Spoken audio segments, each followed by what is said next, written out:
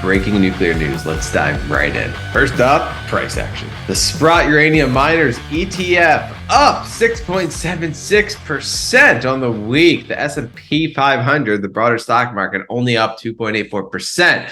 So uranium assets continue to be some of the strongest assets in this entire financial market across all sectors for good reason. We're about to dive into the news of what the heck is going on in this space. First up, we have this chart. Nuclear power generation about to hit an all-time high. This is why I say that as far as humanity is concerned, we are in the early stages because we just discovered nuclear fuel really like 40 or 50 years ago. And in that time, it's been a rocky start, right? We've had some random events. We're working the kinks out. And so it hasn't taken off as fast as it should. But this chart just shows how unstoppable nuclear power generation is. We're headed to all-time highs. Last time we had a big run in nuclear power generation build-outs, like between 1980 and 2000, we had a skyrocketing uranium spot price. And so what's going to happen on the next leg up? Well, first, let's look at what is going on around the world as the nuclear renaissance takes shape and this industry matures and gets widely adopted worldwide.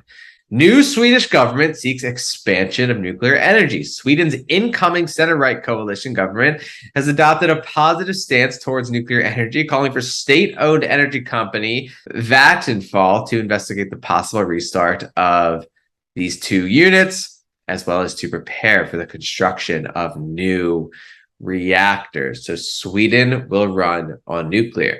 Finnish utility Fortum has launched a 2-year feasibility study to examine the prerequisites for a nuclear new build in Finland and Sweden. The study will consider both small modular reactors and conventional large reactors.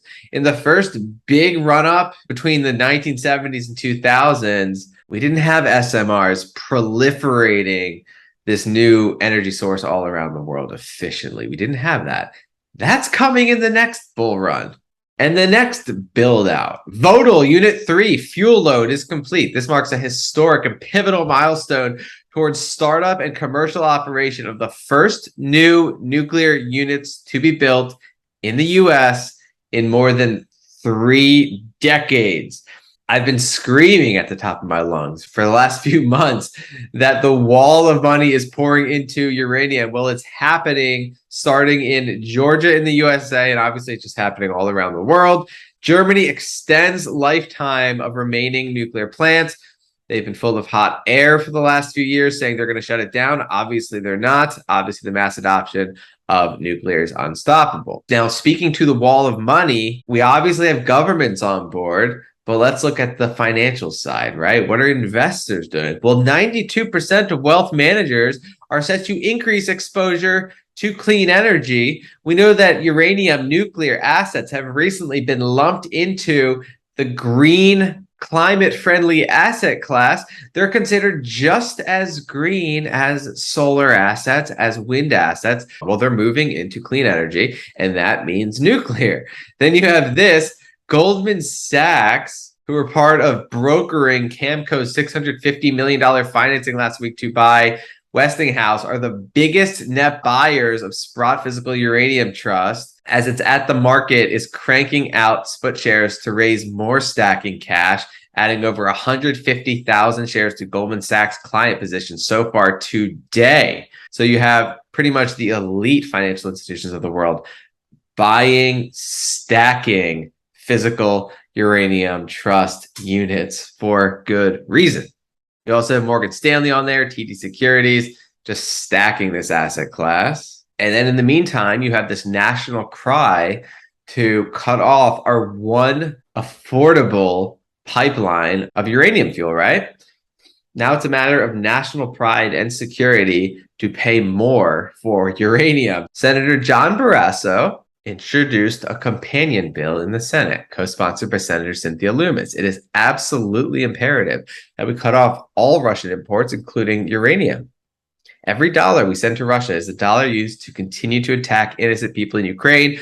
Wyoming has more than enough uranium to fill this gap, and we can mine it in a more environmentally friendly and safe way. And more expensive way. Obviously good for all the investors getting in early to these North American assets. Now let's dive into the math of the uranium supply crunch, especially factoring in the antagonization of Russia. The US government recognized years ago that Russia's monopoly on HALEU could hamper the development of the advanced reactors it hopes will provide low carbon energy at home and also be exported to markets in Europe and Asia. The government awarded a share cost contract in 2019 to Centrus, the only company outside Russia which currently has a license to make HALEU to build a demonstration facility. Once the facility gets up and running, it will take 5 years before Centrus can start producing 13 tons of HALEU a year. But that's only a third of the amount the Department of Energy projects will be needed for U.S. reactors by 2030. TerraPower, for example, said it will need 15 tons of HALEU for the first fuel load of its advanced reactor. And anyone holding on to scarce uranium assets now is going to charge a higher price for it in the future. And so the clock is ticking. These new nuclear assets are going to need tons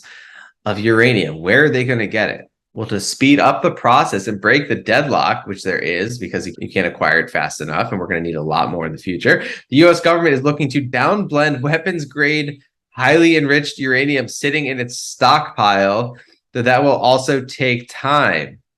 The U.S. government said in 2016 it has downblended 7.1 tons between September 2013 and March 2016. So still just working out the kinks out, getting our uranium supplies in check. We've covered at length in all the prior videos how we're in the middle of a massive uranium supply crunch deficit, and it's just going to get worse and worse. And so it's got to come from somewhere. The nuclear renaissance is taking place before our very eyes. And so it's just a matter of time before price of uranium rises to incentivize the production needed. And so looking into the future, right? We know supply is constrained. And so what really matters is demand, right? Demand growth. How serious is that going to be? Well, in the future, when you have the ability to do these 3 things, right? This comes from the Office of Nuclear Energy. 3 surprising ways to use nuclear energy. Nuclear desalination. Imagine just getting unlimited clean water. 1/5 of the world's population experiences water scarcity, and the demand for fresh water continues to grow. Desalination plants around the world rely on energy to remove salt and produce fresh water. What is a clean, sustainable, dense, powerful energy source? Uranium. Clean hydrogen production. Nuclear power plants can be used to generate clean hydrogen for use in fertilizers, steel refining, or synthetic fuel for cargo ships. Process heating for industry. Nuclear energy is a carbon-free option to power industrial facilities and provide heat to drive secondary industrial processes, such as steel manufacturing, cement production, and metal refining. And so we're just getting started. Nuclear power is going to fuel the entire planet Earth. Green seas. Does nuclear hold the key for decarbonizing shipping, or should it be off the table? Our environmental sustainability newsletter digs into the prospects for nuclear energy as a carbon-free fuel for shipping. This article goes to talk about the regulatory hurdles that need to occur. But from what we've seen, nothing is stopping the nuclear renaissance from unfolding.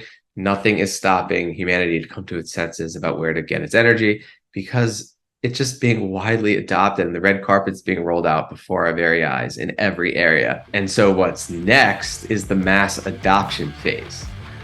And so we will continue to cover this revolutionary market.